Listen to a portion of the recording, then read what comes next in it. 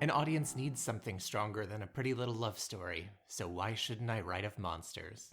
This is Rebooting the Beast, a podcast in two parts. I'm Ann Burke. And I'm Matt Molinaro, and in the first episode, we'll review an original piece of media, Here We Are, and in the subsequent episodes, we discuss the reboots. That's right. And today, I guess this is an original. It's The Bride of Frankenstein. It's sort of like a spiritual sequel to the original Frankenstein, but it's a standalone adventure. I would say so, because it spawned its own sort of lore afterwards, you know? Yeah. I feel like it's really its own thing. I, for some reason, had it in my head that this movie was like from the 50s or 60s. I did not think it was so soon on the heels of the original Frankenstein.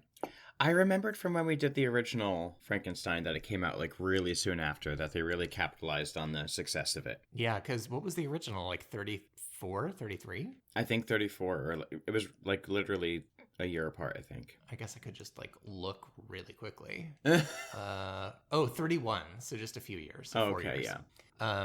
I guess what's the summary of this movie? Yeah, let me see. I'm guessing you have not seen this, obviously. No, not until this time. Yeah, me neither. Did you know anything about the Bride of Frankenstein like character other than from Frankenstein when we saw it? You mean like what do you mean? Like, what did you know about her story? I didn't really know her backstory, like who she was like made of, or anything about her other than they like made her a bride.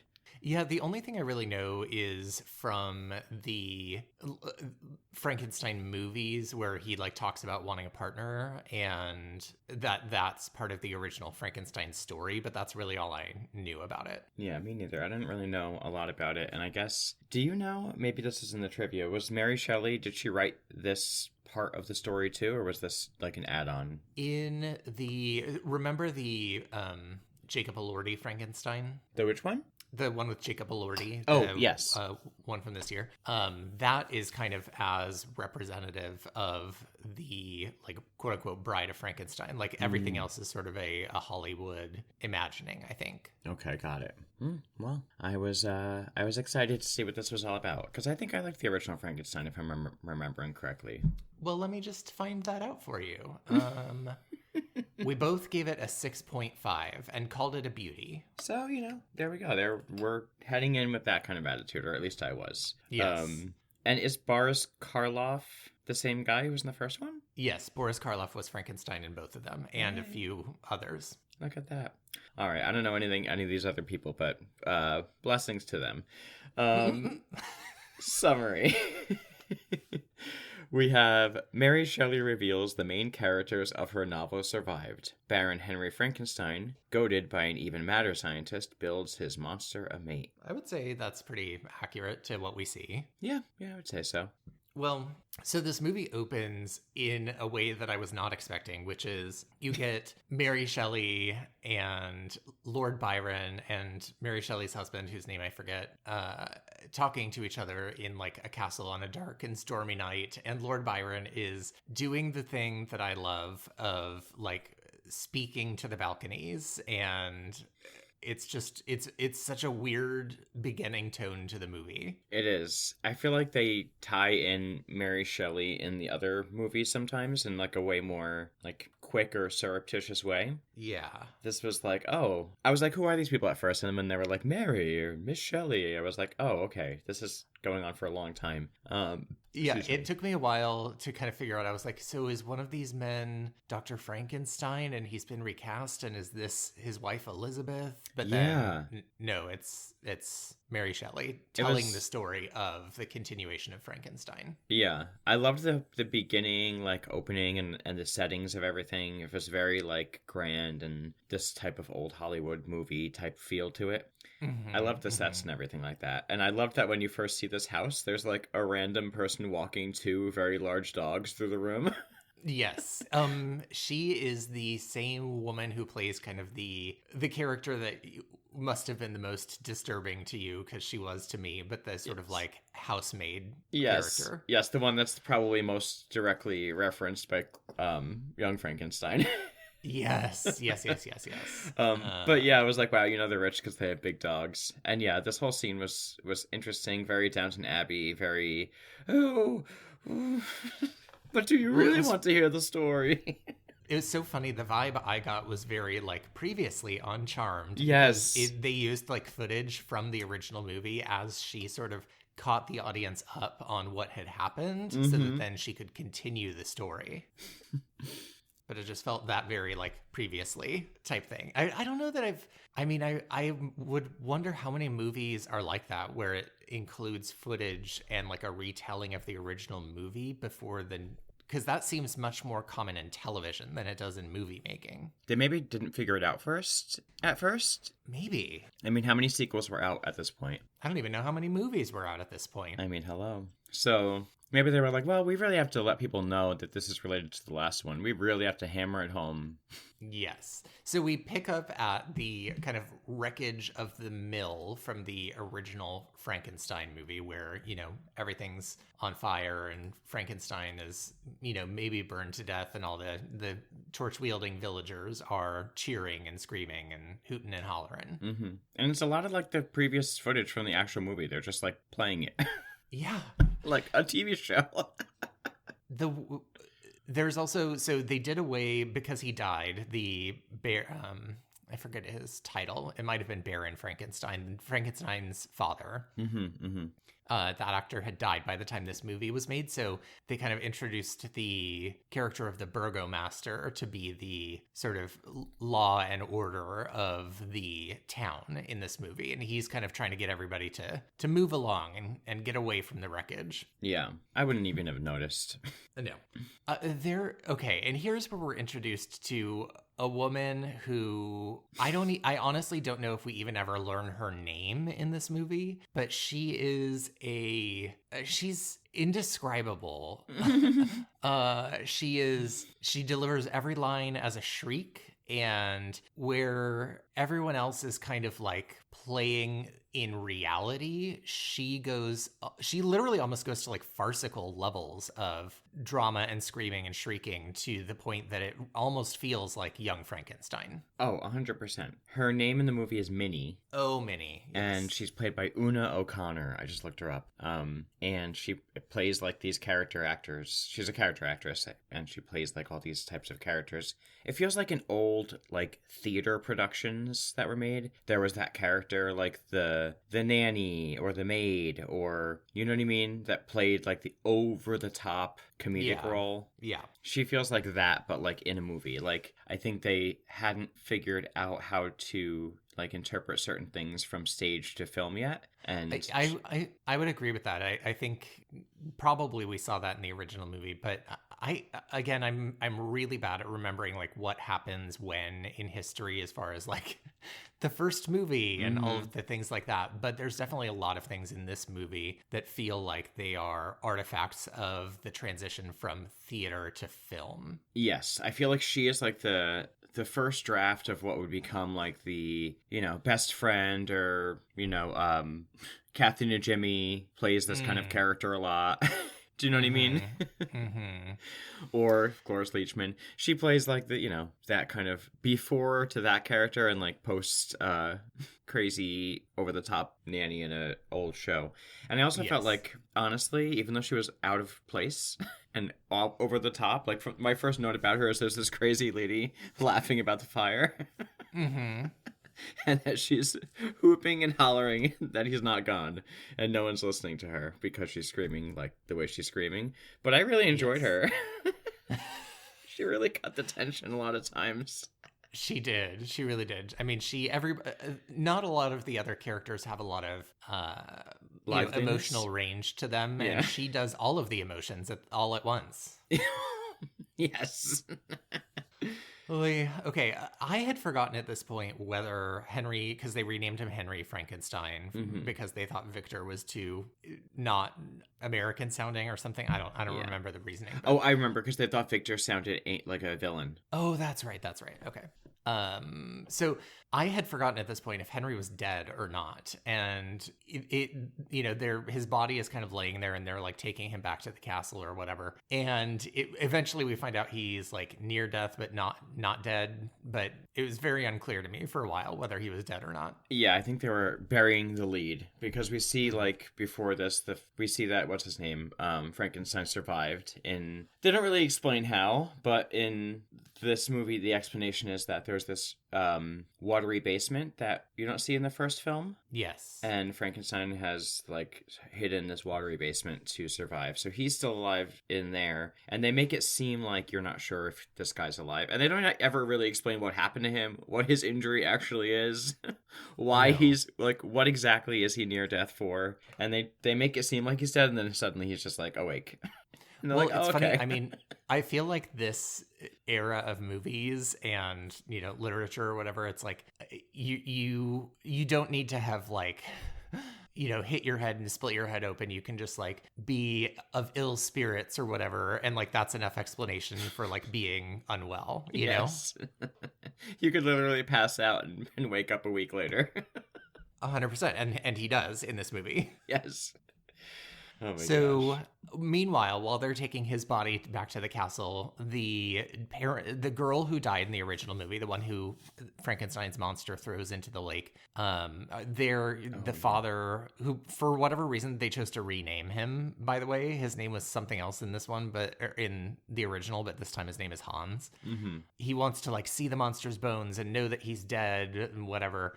He, of course, immediately falls into the wreckage, and Frankenstein's monster drowns him in the underground basement thing. And then starts climbing up and throws his wife down in there, too. And so it just, like, the movie opens in the first, like, 2 or 3 minutes with him just murdering a couple people. Yeah, kind of surprising, too, because that's not really how Frankenstein was in the first movie.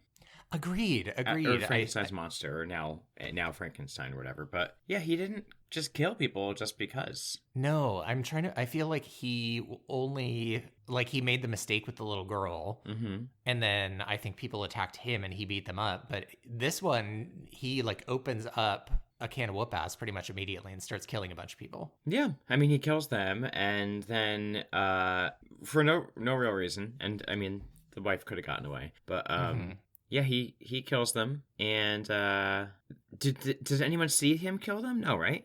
They're kind of like off on their own. Yeah, I think they're kind of off on their own. And then he comes across Minnie. Who lets out the craziest scream.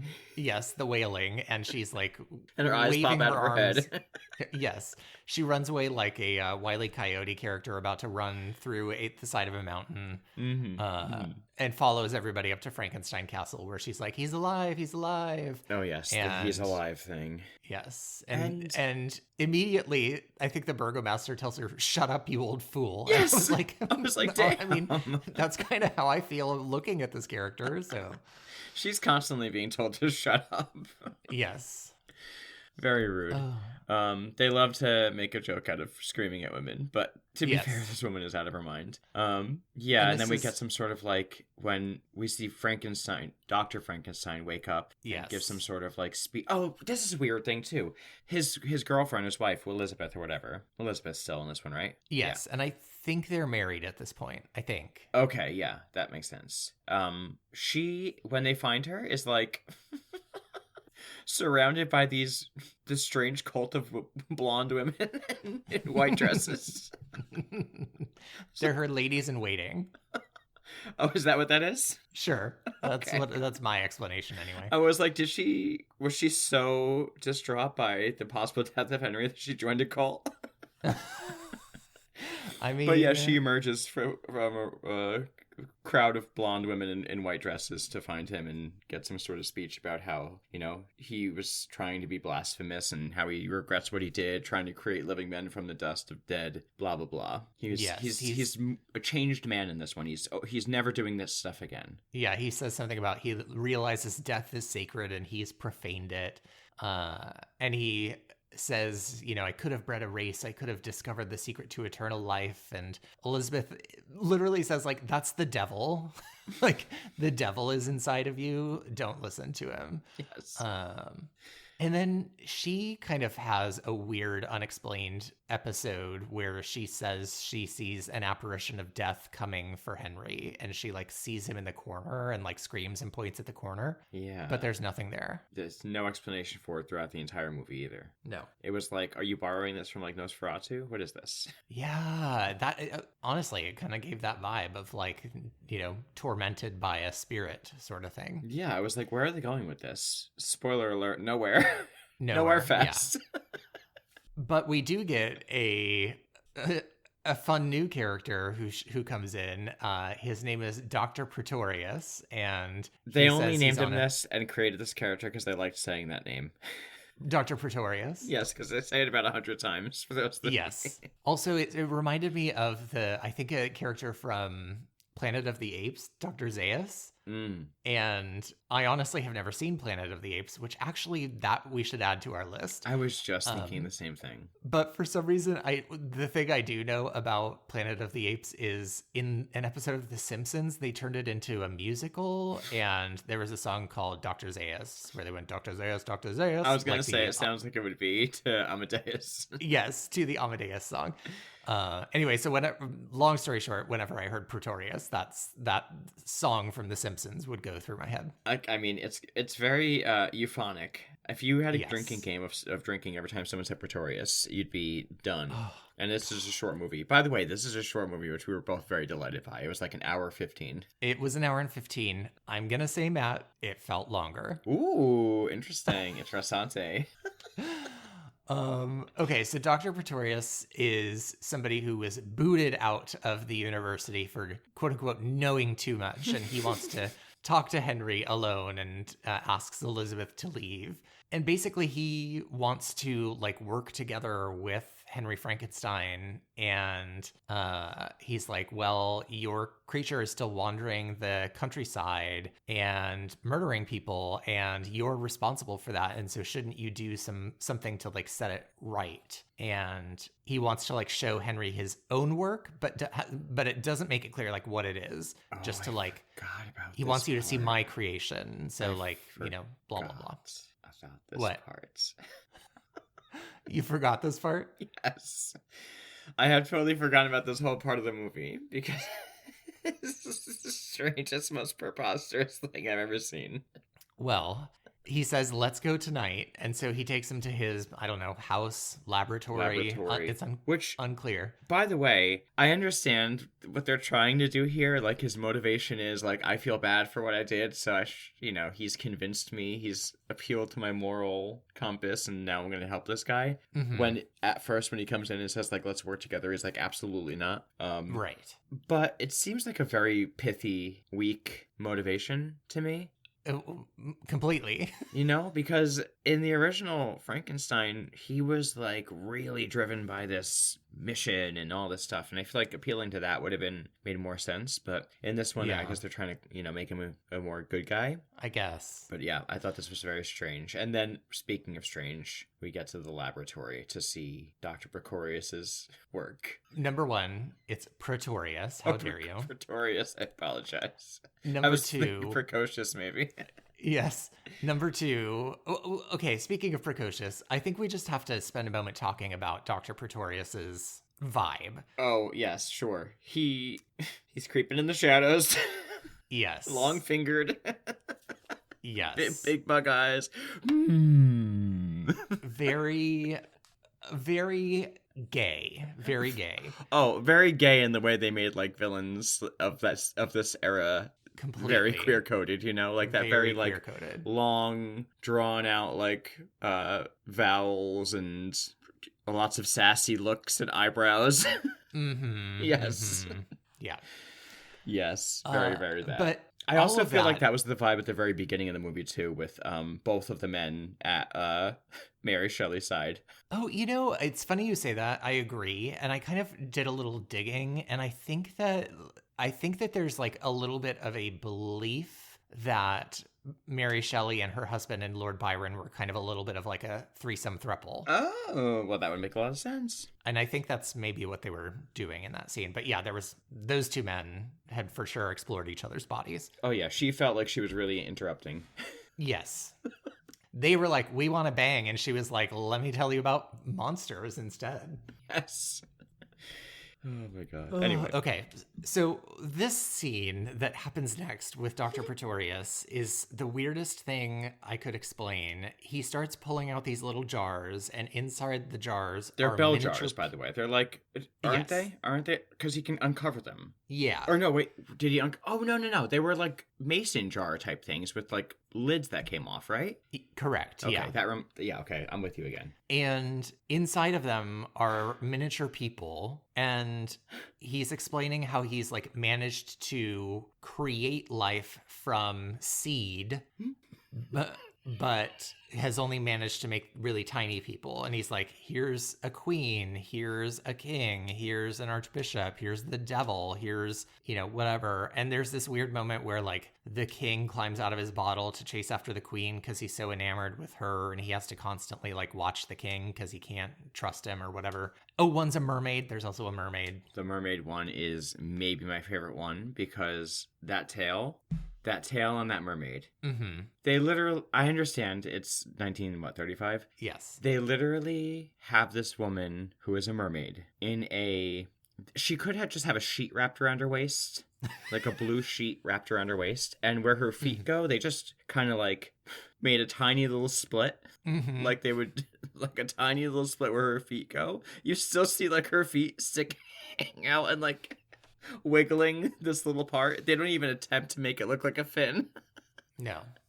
It's already preposterous because when Anna's saying that they're little people, they're just regular actors, and they are moving. They're not claymation. They're human beings acting, and we're meant to believe they're in little jars, and they're not like they were grown from a seed. Okay, not even gonna get into that. But they're not like, they don't look like they grew. There's no indication in the jar that they grew. They're just like little characters in jars. And can I ask a question? Yeah, please. So we're meant to believe, I know this doesn't matter, but we're meant to believe that he made like these little people from seeds, right? Well, he says from seed, which some people interpret to mean like cum. Right, yeah, sure. I mean, that's where I was thinking too, but... Let's say either way, he made them from some sort of, pardon me, seed. And I imagine they grew as like naked people. Sure. Why do we need a king and a queen and a ballerina and a archbishop? What are you doing? What is this? And a mermaid, a actual non-real made-up creature. Right. What do you mean you grew them? You didn't grow a ballerina. You grew a woman and then dressed her like a ballerina and forced her to dance? I don't understand what? And how do they grow so fast? Right, and if you're able to do that, I feel like that's way more, no offense, but that's way more along the lines of what you might want to do if you're trying to create life than what Dr. Frankenstein did. Well, see, that's his point, is he says, size has been my problem, whereas you, Frankenstein, brought life to something big. It's honestly his whole, like, let's take the best parts of both of our science and create a new person is... Cat dog? What is this? Yes. Alone in the World was a little cat dog. Anyway, it was just so strange. And it kept going. First he had the king and the queen, and he kept bringing out more jars. When he got to the mermaid, I looked at Davey and I was like, what is happening? Well, and the crazy thing about this is, other than him saying, I have created them from seed, and they're like, I've had trouble making them any bigger, there is not an ounce of explanation of what his science looks like for the rest of the movie. It's just like... And no revisiting of these little people. What are their lives? What? Not good. Not good. In a suitcase in a jar? Yes. How are you breathing? What are these things? Do you remember Monster in My Pocket? Not really, no. Oh, now that was something I could get behind. If this was the beginning of Monster in My Pocket, if anyone from the 90s can remember that game. Anyway, but maybe it's a precursor to Monster in My Pocket. Anyway, it doesn't impress me, and it doesn't seem... By the way, this would be very impressive to anyone, I think. And Dr. Frankenstein is looking at people dancing in jars like, oh, okay, I guess I can buy into this. You have me interested. Together, they're going to create Frankenstein's monster's mate. Right. And there's no explanation at this point as to why they're making a mate for Frankenstein's monster and why Dr. Frankenstein would be bought into that either. Because they're totally separate. We've seen no interaction between this Dr. Pretorius and Frankenstein's monster. We don't even know how he knows he's around. He just has heard about it. Was he at the fire thing? Yeah. And I think his solution to getting the monster to not murder people randomly is to give him a mate. And so I think that's how he's kind of getting Frankenstein involved in this scheme. Great lesson, ladies and gentlemen out there, for the 1930s. To cool down an angry man, give him a woman. Mm-hmm. Well, meanwhile, Frankenstein's monster is in a scene from Fantasia where he's by a waterfall and some deer, and then he sees his face in the reflection of the water and gets mad and scares a little shepherd girl into the water, but this time he saves her. So we're not sure what his motivation is still. Correct. Back and but forth. She screams, and some like hunters come by and shoot at him, and we get basically the same exact scenario from the first movie of like those men run to the burgomaster, a crew is forming, and like the entire town Angry gets mob. their pitchforks and their rocks and Going heads out to nowhere find in him. particular. Yes. Because they found Frankenstein's monster out there someplace doing this thing in the middle of the woods. They had to run all the way back to the town, all of this time for him to get away, and they're going to go back, and now that they're going to have an angry mob form. Yes. Frankenstein's monster does manage to crush two men with a couple rocks, but then eventually the crowd kind of like overwhelms him and takes him back to town and put him in a dungeon and chain him to a chair. Yeah, and it looks like an electric chair. It does. Also, the burgomaster, there's almost this like weird subplot that's not explored and it's not effective, where the burgomaster like multiple times keeps like basically trying to imply there is no monster, this is just some man. And it's yeah. do you not see that he's put together of different body parts? Right, and then he's bigger than all of you and moaning, and his head is flat, and right, he's decomposing. But he has these lines where he says, I wrote it down because it was so funny to me. He goes, monster indeed, tush, tush. And I'm like, number one, what is tush, tush? Nobody's ever said that. This is like yada da all over again. Yes.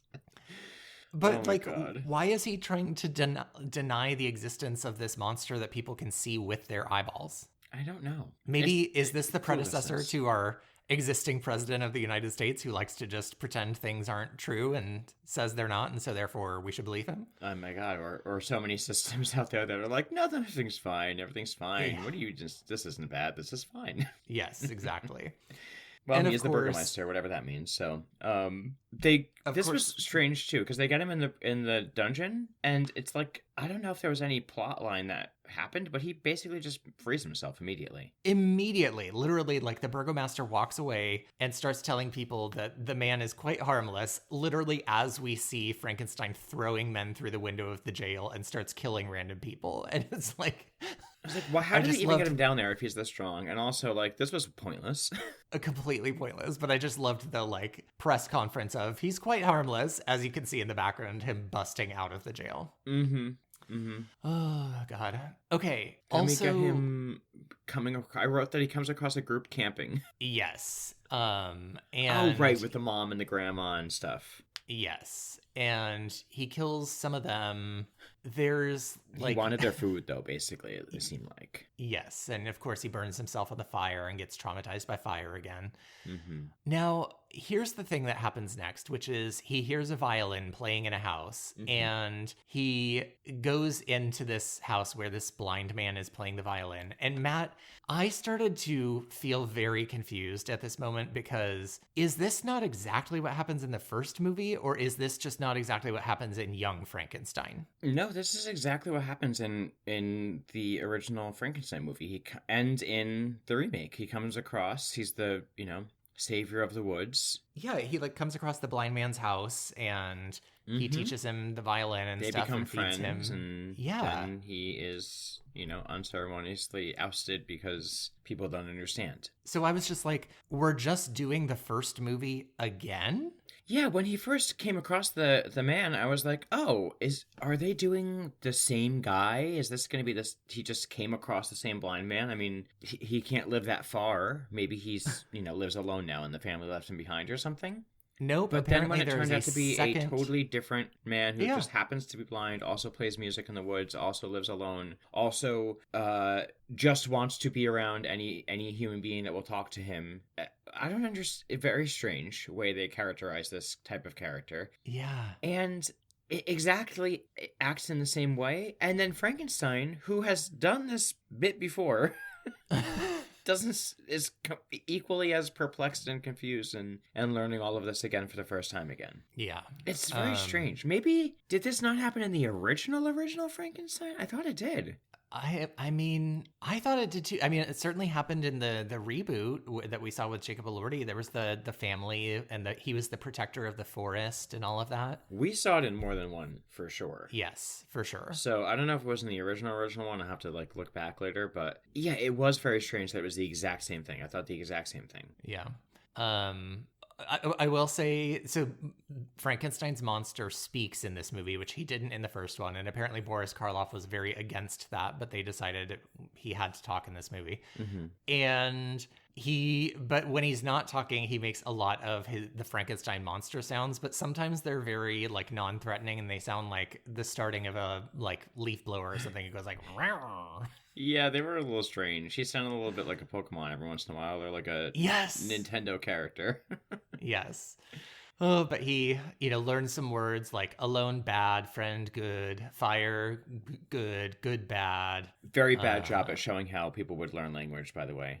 Yes. They make you never know whether Frankenstein's monster is intelligent and understanding things or mimicking words. It's very unclear what's happening. Yeah. But he, learns these words and concepts very quickly randomly, but can't learn other things. Yeah. And of course, like the original, people see him, they attack him. The blind man is like, what's going on? The monster accidentally sets fire to the house.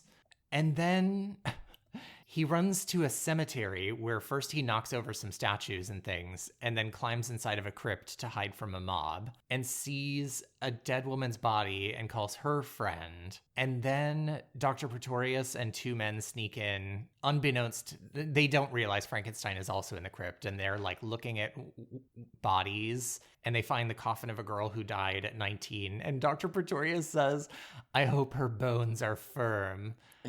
And then he sends the other men on their way and he sets up a little picnic for himself in the crypt and has a good old cackling session, eating a picnic in a crypt over an open coffin. By himself. Very strange. Immensely strange. It made no sense whatsoever. I guess it was just meant to tell the audience that Dr. Pretorius is kind of unhinged and hangs sinister out and has cocktail parties. Party of yeah, one. Exactly. Why not? Also, it's just very coincidental that Frankenstein's monster and him are just at this funny seeing you here. Yes. Running into I knew I'd run into you here at the crypts. He also teaches Frankenstein to smoke a cigar. Yes. We're teaching Frankenstein how to drink and smoke. Yes. It's 1935. Hey. And they start talking and he's like, the monster asks him you make man like me? And he says, no, I'm going to make a woman, a friend for you. And Frankenstein says, made me from dead, love dead, hate living. And so they're kind of they're now friends. Dr. Pretorius and the creature are friends now. Meanwhile, back at Castle Frankenstein, Henry tells the staff member, this cracked me up so hard. So he's in his bedchamber and there's I think it's Minnie. Minnie is at the door and he says, send Dr. Pretorius away. I don't want to see him. And she's like, yes, and leaves and closes the door. And literally as she's walking out, Dr. Pretorius just walks into the room through a different door. Uh-huh. And I was like, it literally felt like a slapstick, yes, young Frankenstein moment. But this movie is not meant to be funny, but there's just moments where they do these things that are this is the slapstick element that a parody would do. Mm-hmm. Yeah, it was very much like that. I think it's more of that kind of stuff that they didn't know.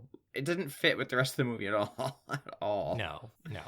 Okay, so again, Henry is having second thoughts, and he's like, I don't want to do this. And so Dr. Pretorius brings the creature in, and the creature snatches up Elizabeth and like carries her away. And so now he's holding Elizabeth as like hostage so that Frankenstein will help Pretorius create the bride. Mm-hmm. Now, there's this moment where they have an assistant again who, like, they decide they need a fresh woman's heart. And he's like, you know, sends him to go collect one. And he's like, it has to be fresh. And there's obviously plenty of women who've died accidental deaths today. So, like, just go to the hospital or whatever and get some woman's heart. Yeah, no problem. But instead, it cuts to a scene of him just straight up grabbing a woman off the street and murdering her. Mm-hmm. And again, that doesn't go anywhere. Like, that it's never investigated. It doesn't ever reflect poorly on Pretorius. It just happens. It just happens. And something else also happens. Yes. I don't remember. No, Dr. Pretorius says that if they're caught, they'll be burned at the stake as wizards. Yes. Wizards. Oh, God. Okay.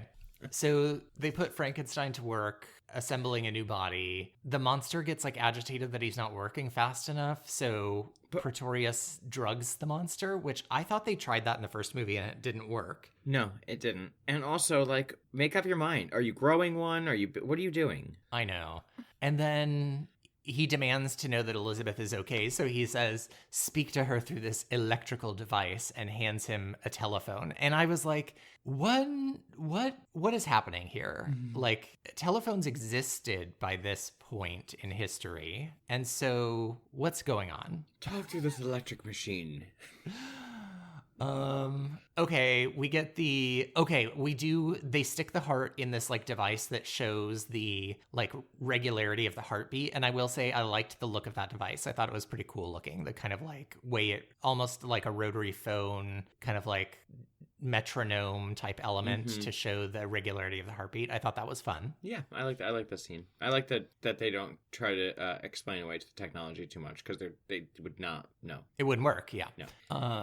The machines again in the resurrection scene look pretty cool. And she gets brought to life. At first, she's like in a big mummy case. She's just like a female form in a mummy, a mummified, like just in bandages.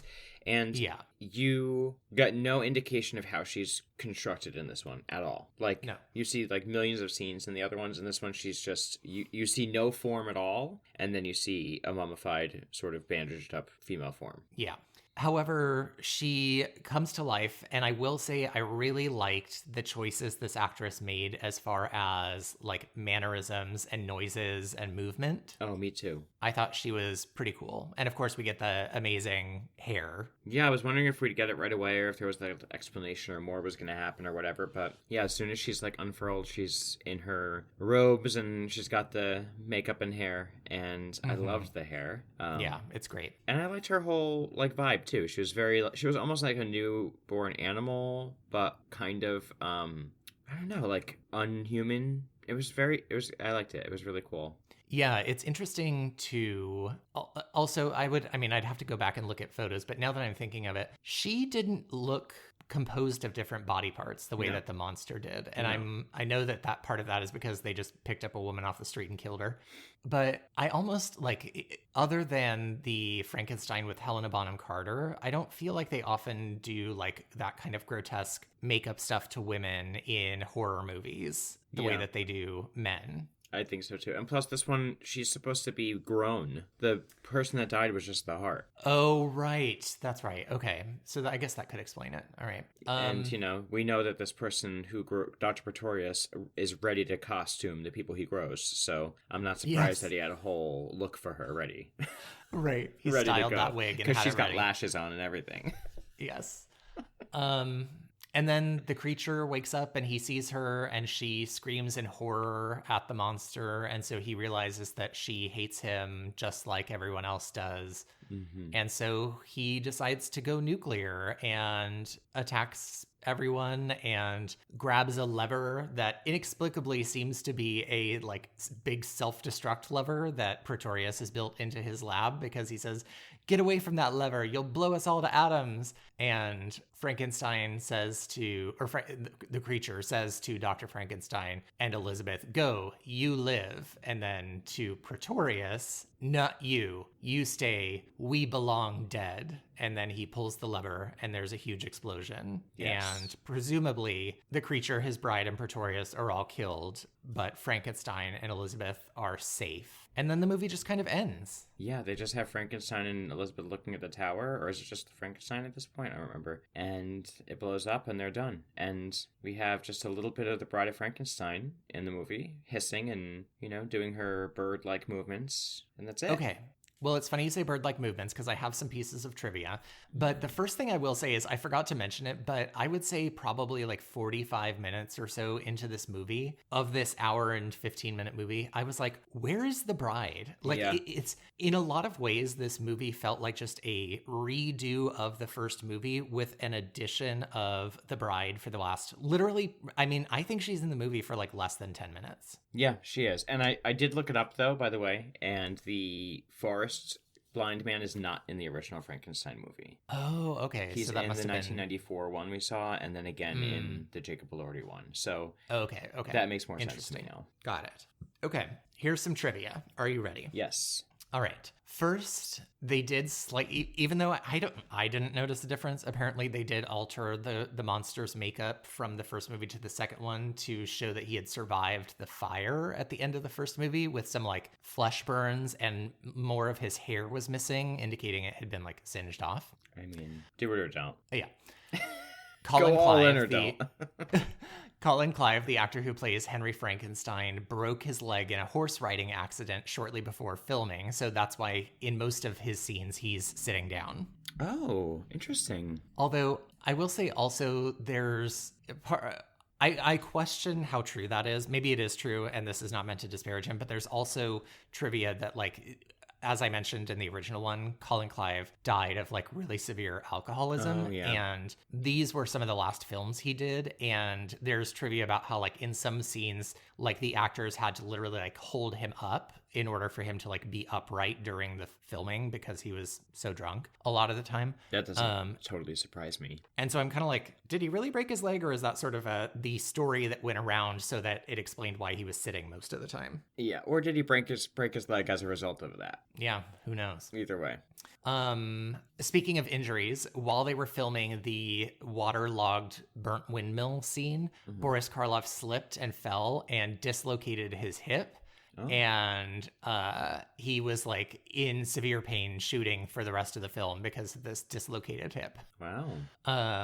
As I mentioned, Karloff did not want the monster to speak, but eventually was overruled. And he says, and part of that was he had to, in the original movie, he took out some of his dental work to make his cheeks look more sunken. Oh. And he couldn't talk without it. And so he had to put them back in for this movie. And so that's why apparently his face looks fuller in this movie than in the 1931 Frankenstein. Interesting. I mean, I wouldn't have noticed. I did not notice. Apparently, several scenes were cut out of the movie at censors' objections, kind of like the first one. Apparently, there were more direct, what's the word I'm looking for? Allusions to Mary Shelley, her husband, and Lord Byron being in some sort of relationship, because apparently Lord Byron had a line that said, "We are all three infidels, scoffers at all marriage ties, believing only in living freely and fully." So it's basically like, we bang. We bang. It's like Secret Lives of Mormon Wives. Kind of, yeah. That's what Taylor came out and told everybody.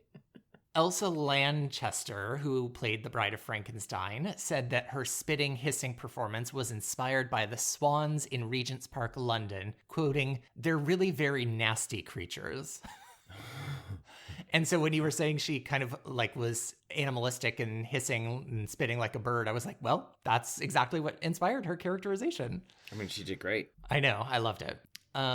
Let's see. When she was all bandaged up, the bandages were so tight that she had to be carried around the studio and fed through a straw because she couldn't move. And apparently there was originally an epilogue featuring her. Oh, so the bride was also played by the same actress who played Mary Shelley. Oh, okay. I feel like they did that a lot. Yeah. And that apparently closing epilogue was cut from the film. And then the last piece of trivia is about Dr. Pretorius, which is that the director, remember how he said he was queer-coded? Well, the director told him to play the part as a, quote, over-the-top caricature of a bitchy and aging homosexual. Okay. I mean, that's what is going to be spoken about me at my funeral. Bitchy and aging homosexual. He was an over-the-top caricature of bitchy and aging homosexual. I feel like we should get that on shirts. Let's do it. Oh, God. First piece of merch. Our first piece of merch for this show.